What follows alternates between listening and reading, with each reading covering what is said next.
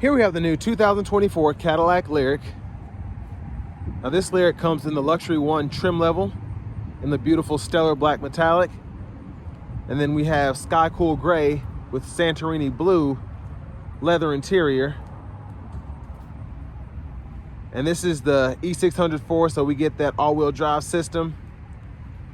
And all that's mated with a 102 kilowatt hour battery. And then we have up to 190 kilowatt DC fast charge speed.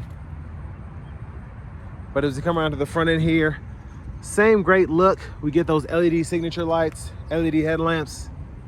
And then we also have the lights throughout the front fascia here where the grille would normally be. Love that. And it's just a great look. Cadillac did such a good job making this thing look stunning. But coming around the wheels here, these are 20-inch aluminum. And then our charge ports here, just click that and it'll open from outside, and then you can close it back by clicking that. And that's how we DC fast charge, by taking this off. You can run a 120, 240. I think it's an 11.5 kilowatt onboard charge system. But one of the best things I think Cadillac did when redoing this for 24 is allowing you to just have these handles pull on as opposed to having to push the button on the side. And then over here, we do have our 3-stage heated seats. With this model in particular, we can either do the seat back and seat bottom or just the seat back. And then memory seat functions, we can just hit set and then hold the button we want to recall it to, or hold the button we want to set it to, excuse me. And then we can recall that at any time. But power seat back, seat bottom, lumbar support. And to do that lumbar, you just click whatever way you want it to go. But I love the door panel trim and just how nice the sky cool gray looks here. And then we do have our one-touch automatic up and down windows on all 4 doors, power folding side mirrors that are heated. We have blind spot monitors there as well. And then to adjust the actual side mirrors themselves, we can pick a side, turn the sides on and off, and then adjust with the dial here, and then unlock or lock the power door locks. The bottle holder here, and then this is for our power lift gate. Now we don't get that AKG system that I did in one of the 23 Lyriqs, but that system's all right. The AKG is just, it's a bad system in a good way. So there's our power tilt telescoping steering wheel. And then one more look at that seat. I just love the seats in these things. They just look so good. Well, let's go ahead and check out this rear leg room. I have the seat up front adjusted for someone of my size, being 6'3" with longer legs. And I want to give a huge shout out to Cadillac of Murfreesboro here in Murfreesboro, Tennessee, for allowing me to review this Lyriq today. I'll leave a link below in the description. But great space back here, honestly. When I sit up straight, knees are just, the hairs are barely touching the back of the seat here. And then we get these seat back pockets on both sides. And then 2 USB-C charge ports are down there, AC vents, little storage there. But just a lovely interior. Looks absolutely great. Now I will say, I have the seat back lean a little bit, and really if this big part were in here, I'd have a ton more leg room, but really not a big deal for me. And then bottle holders in the middle seat fold out here. But I just love having that panoramic roof. And of course you do get a power sunshade with this, so it's nice to have that. And then we do have the soft touch lighting system there. Let's make our way towards the back.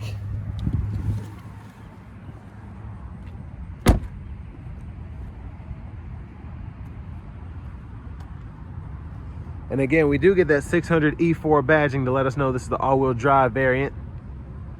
But pretty much the same old, or I should say the same new rear end there. Beautiful. Then you just click that Cadillac crest to open the lift gate. And pretty good storage back here, if I do say so myself. It's a 12-volt there. Little storage underneath. Now, of course, with a battery pack taking up as much space as it does, most of these EVs come with a tire inflator kit as opposed to a full-on spare.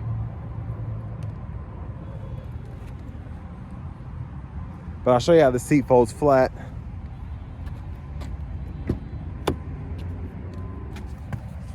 So we just pull here, and there you have it. And then super easy to just fold it back into place, snaps right in.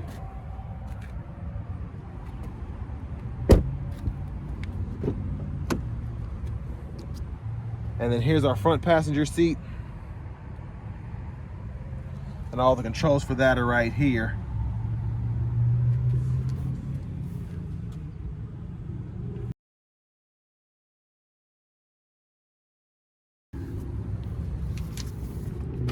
But here's the window sticker, and y'all can pause anywhere you need to if you want to take a closer look.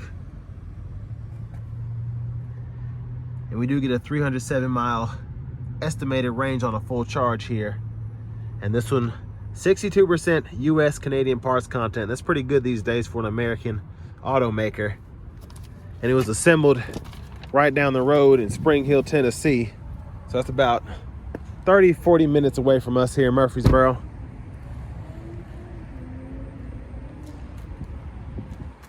But coming around to the front, we're gonna go ahead and just look underneath the hood here. Nothing too much going on here, but that's where your windshield wiper fluid goes. And very easy to close that. I like that you don't have to slam it.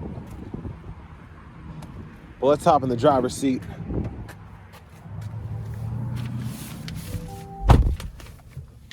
So nice leather wrap steering wheel here, very thick padding, I love that. And then to the radio here, we can go through our sound settings, equalizer, fade, balance, all that there. And if you want to change your audio source, just click there. You have AM, FM, XM, Bluetooth, and you have Google News, Google Podcasts, along with a USB port. But you also get your wireless Apple CarPlay and then Android Auto compatibility. And then pretty easy to save a favorite. So I like how that's set up. We do have the Google Assistant system here, so you can use that.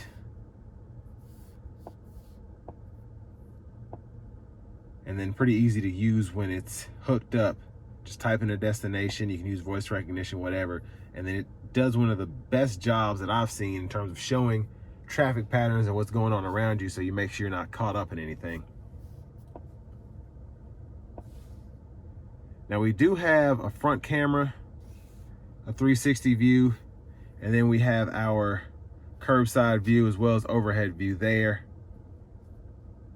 And then we also have the rear view camera, which I'll show you that after a while. But dual zone automatic climate controls, we can either use the screen here, and it's pretty intuitive, pretty quick.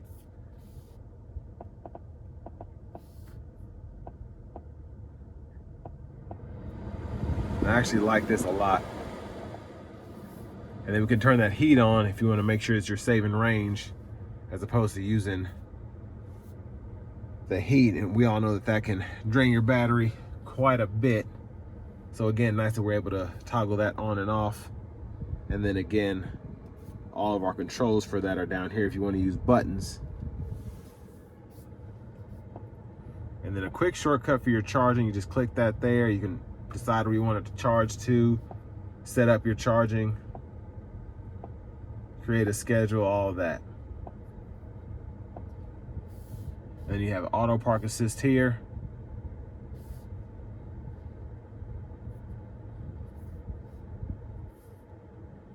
And then we do have all of our regular settings, so to connect your Bluetooth and all that. Walks you right through it again. Wi-Fi hotspot. And then vehicle settings are in here. You can turn down that chime, which can be kind of annoying, especially when the door is open. So do that right in there.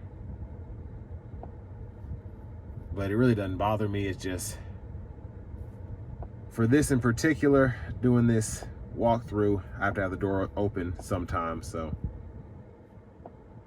Now, if you want to change your language, go to that system, English, French, or Spanish, and then units, you can change from US to metric. But there's just so much in this system. I don't want to spend too much time on it. Love the screen though. We can do our custom ambient lighting. We can link it to drive mode, which I think is pretty neat. So if you want to have red on in sport mode and have green on in normal or whatever, you can do that. And speaking of which, your drive modes are right in here. So you have that Tour, Sport, and then you have the My mode there. And then you can select themes and then purchase those through the store. But there's our backup camera, and then the guidelines follow you. You turn the steering wheels there. Steering wheel, excuse me. Down in here, we have a nice little storage tray. And then down below here, you have a little spot for purses, handbags, whatever you can fit in this little middle section. And then a USB-C charge port if you want to just have your phone hooked up there and have maybe a second device or something laying there. But here we have volume controls, so we can turn the volume up and down here. We have shortcuts for the radio, and then we can use this knob if you want to do that instead of having to use a touch screen. I like that you have the option to do both though, because depending on what you're doing, sometimes the knob is better in my opinion, and then other times it's nice to be able to have that screen you can just tap. Wireless charging pads here, USB-C, and then a 12 volt in that storage compartment there. And then up here we have the controls for the sunshade. Hazards are right there. And then again, we have that soft touch lighting, and we can turn that on and off. There's a look there, and I'll show you how this shade closes, just one touch. But it's such a huge glass roof. I love that. It looks so spectacular. And I like the vanity mirrors here, having those fancy LED lights in there. And then to the steering wheel, we do have rain sensing wipers, so we can toggle those here, and then we have low, high, and then we can use the wipers there or push it all the way in for that front wiper fluid. And then when the headlamps are on, we can toggle those high beams on and off, and then we can flash by pulling up. And then for the shifter, just hit the brake, pull, and then hold down for drive, pull, hold up for reverse. And what I like is whenever you pull here, that automatically puts you in neutral. So if you don't want to go into a certain drive mode, you just hold that, neutral's right there for you. Very easy to use. And then press the side button there for park. And then you can toggle your regen on the fly here with this little paddle. Now over here, we have our lane keep assist with lane departure, automatic brake hold, brightness for the gauge cluster, and then our electronic parking brake. Just press to engage, hit the brake, press it again to disengage. And then over here to the side, we do get this all one LED screen here, so we can go in here and look at the energy and change the views. If you want to have the map up, and then if you want to have that gauge up, again, the energy, and then we have the assist, and there's the clean there. So all of that can be adjusted here, and then we can go through our trips here just by swiping through.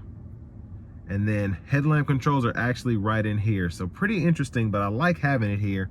So low beams, auto, off, and then that kind of keeps you from having to have an extra knob. Only issue is if the screen goes out, how you can turn the lights on, but if you have it on auto mode, that probably won't be an issue. Hopefully the screen won't be an issue anyway, but just something I wanted to point out. Anyways, over here, cruise controls. So the 23 I drove, I believe, had super cruise. This one doesn't, but you still have the adaptive cruise. And then you can adjust the gap for that there, adjust speed, heated steering wheel toggle, and then we can go through our volume. And then if I pull up music here, I can use this to scroll through my sources, and then phone when that's connected. And then we can use this to go through audio as well, and then voice recognition, Bluetooth control. There's our push button start. Finally, here is the key fob with remote start. And now for what I'm most excited about, let's go ahead and take this 2024 Cadillac Lyriq with all-wheel drive out on the road for a test drive. Now behind the wheel of this 2024 Lyriq with all-wheel drive, I definitely feel the power output just in terms of having that all-wheel drive system, this is quicker than the rear-wheel drive version, noticeably quicker, let me put it that way. But I'll have the full specs in the description compared to the single motor. But my goodness, this thing is quick.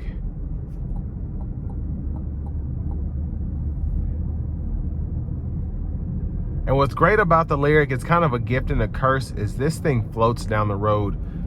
One of the most, if not the most comfortable EV I've ever driven. I got a chance to drive the rear wheel drive version for about a week and really get a feel for it. And it's an incredible car.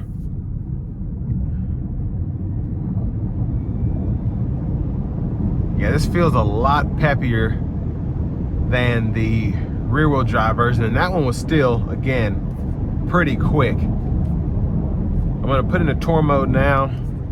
Let's test out the adaptive cruise here. And I have the lane keeping system with lane departure. Pretty good system. It isn't a lane centering system like with Super Cruise, so you still have to keep your hands on the wheel at all times because it won't stay in the lines for you, but it does ping you back and forth so you're not all over the place. But sound deadening in here is pretty good. It's windy out from the storm, and still nothing getting into the cabin too bad. Road noise I can't really hear. And again, this ride quality is fantastic for an EV. It's fantastic in general, but it's just crazy with how these are made that Cadillac was able to get a ride quality like this.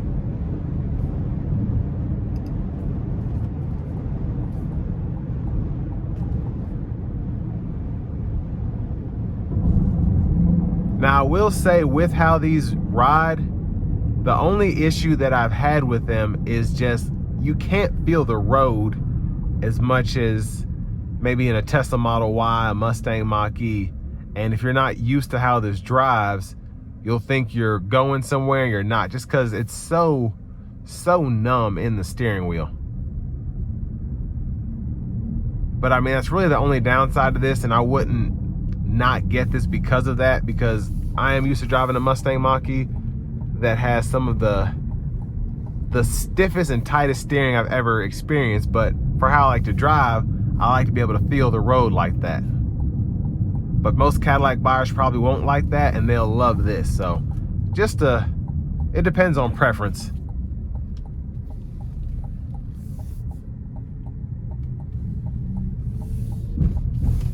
Now for the price point, I will say it gets up there. I think this was, what is it, a $66,000 vehicle, a little over 66 grand.